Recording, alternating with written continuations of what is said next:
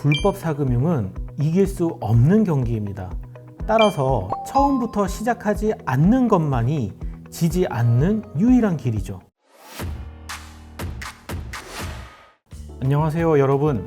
오늘의 진짜 폭삭 소가수다에서는 25년 7월 22일 개정된 대부업법을 집중적으로 알아보려고 합니다. 저희가 저번에도 대부업법에 대해 다뤄보긴 했는데 조금 더 깊게 다뤄달라는 의견들이 있어서 이 내용을 갖고 조금 더 자세한 내용 설명을 드려보려고 합니다. 이번 대부업법 개정은 2002년 제정 이후에 불법 사금융 근절 예방면에서 가장 큰 변화라고 평가할 만합니다. 대부업법이 바뀌었다는 것은 다들 들어보셨을 텐데요. 아직도 무엇이 바뀐 것이고 이게 어떤 의미가 있는지는 다들 잘 모르시는 것 같더라고요.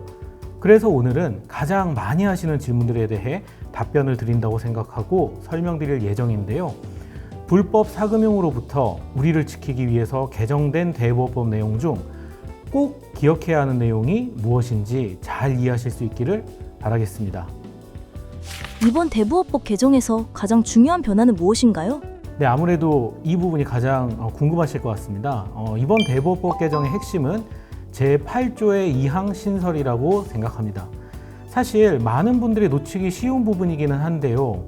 대부업법에 위반되었다고 이 대부계약 자체가 곧바로 무효가 되는 것은 아니었습니다. 왜냐하면 민사와 형사는 별개다라는 말을 한 번쯤 들어보셨을 겁니다. 간단히 설명드리자면 민사는 개인 간의 거래 관계를 규율하고 형사는 국가 형벌권의 사용으로 개인의 인신을 구속합니다.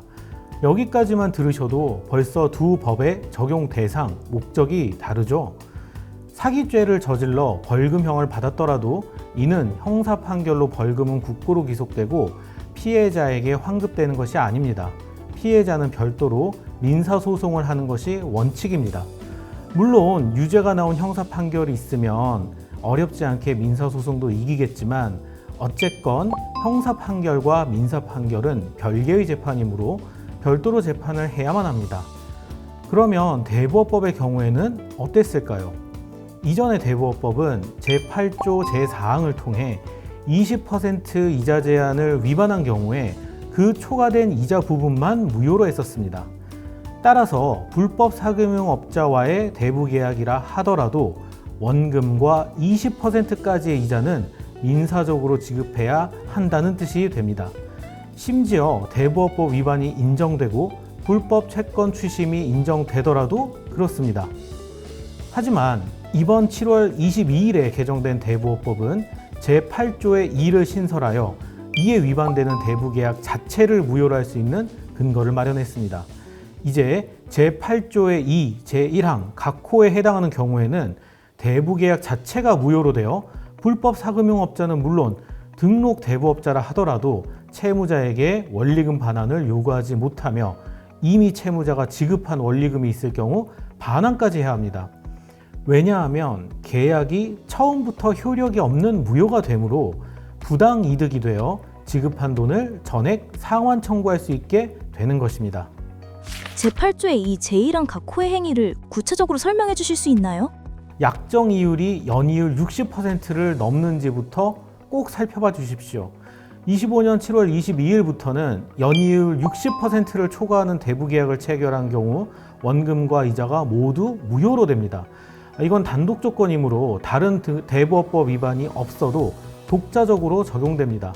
등록 대부업자 대출이라도 무효가 됩니다. 그리고 대부계약서를 작성하지 않으신 경우 선이자 등을 공제하고 실제 수령한 원금 대비 내라고 한 한 달 이자를 12로 곱한 금액을 원금과 비교하면 연이율을 구하실 수 있는데요. 그 이율이 연 60%를 넘는지 보시면 됩니다. 만약 연이율이 59%로 아쉽게도 60%를 넘지 않았다면 아직 실망하기는 이릅니다. 계약 내용 자체가 반사회적 대부계약에 해당한다면 원금과 이자가 모두 무효입니다. 예를 들어 대부계약 과정에서 성착취, 인신매매, 신체상해 등이 발생했거나 폭행, 협박 또는 채무자의 궁박이나 경소를 이용해 부당하게 계약을 체결하였거나 지인추심, 개인정보 누설 등 채권추심법에 위반하는 내용이 계약에 포함되었다면 원금과 이자는 무효가 될 수 있습니다. 참고로 그럼 나 바로 돌려달라고 해야겠다 라고 생각하실 수도 있겠습니다만, 아쉽게도 25년 7월 22일 법 시행 이후에 효력이 있습니다. 소급표 금지의 원칙 때문에 25년 7월 22일 이전의 대부 계약까지 바로 이 조항이 적용되는 건 아닙니다. 말씀해주신 내용이 좀 심한 경우인 것 같은데요. 만약 그 정도로 심각한 사안이 없으면 이제 방법이 없는 건가요? 아닙니다. 아직 실망하기는 이릅니다. 이번 대부업법 개정은 개인적으로 정말 고민을 많이 한 잘된 개정이라고 생각합니다. 만약 반사회적 대부계약에 해당하는 내용도 없다면 그래도 우리에게는 아직 한 발이 더 남았습니다. 돈을 빌려준 자가 등록 대부업자가 아니라 불법 사금융업자라면 개정 대부업법 제11조 제1항에 따라 이자가 무효가 됩니다. 즉 제8조의 2 제1항 각 호의 행위에 해당하는 내용이 없더라도 불법 사금융업자와 체결한 대부계약이라면 이자가 무효가 되므로 원금만 갚으시면 됩니다. 여기는 다른 법 위반이 필요가 없습니다. 등록 대부업자가 아닌 불법 사금융업자이기만 하면 됩니다. 불법 사금융업자 여부는 등록 대부업자 통합조회 또는 대부업자 조회라고 치시면 나오는 금융감독원 공식 사이트를 통해서 누구나 어렵지 않게 간편히 쉽게 조회하실 수 있습니다. 또한 대부계약서를 교부하지 않았거나 계약 내용을 허위로 기재하거나 여신금융기관 또는 등록대부업자를 사칭하여 체결된 계약은 취소하실 수 있습니다. 이렇게 계약이 취소되면 채무자는 받으신 원금만 반환하면 됩니다. 참고로 무효와 달리 취소는 취소권자가 취소한다는 그 의사표시를 해야 효력이 생기므로 증명이 남는 방법, 예를 들면 내용증명 우편, 카카오톡, 문자 등이 있겠죠. 이런 증명이 남는 방법으로 취소한다는 내용을 통보해 주십시오. 다만 아쉽게도 앞서 말씀드린 바와 같이 소급표 금지의 원칙 때문에 이 법 시행일인 25년 7월 22일부터 체결된 불법 사금융업자와의 계약인 경우에 적용됩니다. 7월 22일 이전에 불법 사금융업자와 체결된 계약은 예전 대부업법이 적용됩니다. 그런데 무효인지는 어떻게 확인받아야 하나요? 법원에 가서 판결을 받아야 하나요? 네, 이 부분 당연히 궁금하실 수 있습니다. 그런데 여기서는 법리적인 부분보다는 실제적인 대응책을 알려드리겠습니다. 먼저 무효는 별도로 법원의 재판이 있어야만 무효인 것은 아닙니다만, 현실에서는 대부업법 조항을 말하며 무효라고 주장해도 무시하는 불법 사금융업자가 있을 수 있습니다.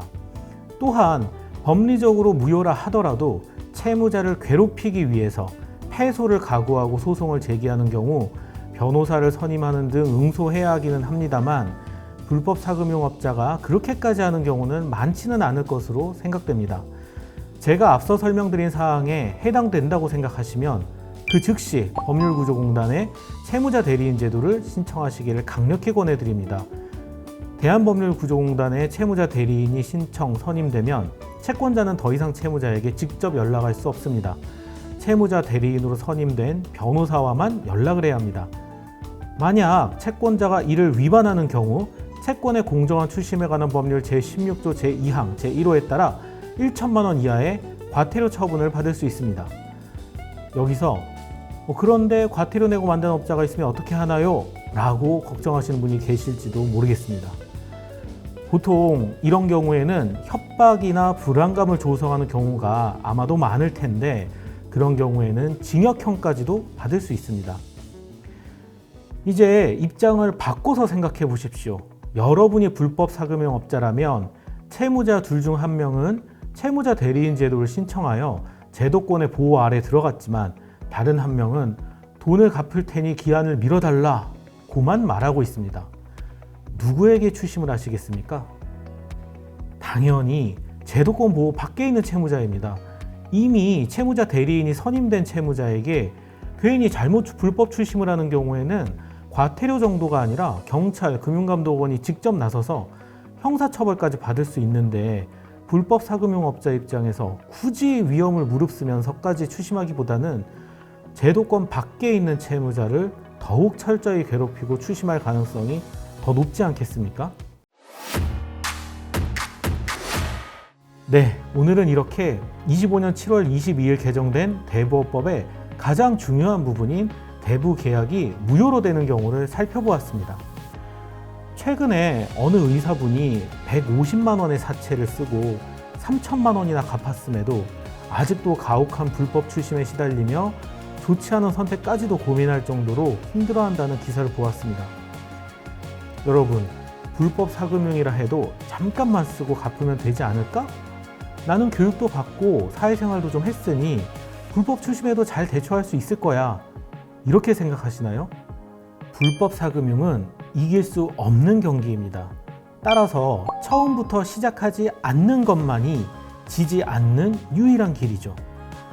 이처럼 저희 진짜 폭삭 속았수다에서는 여러분이 자신도 모르게 금융의 함정에 빠지거나 아차하고 속는 일이 없도록 그동안 다양한 제도들과 유용한 정보들을 전해드렸습니다.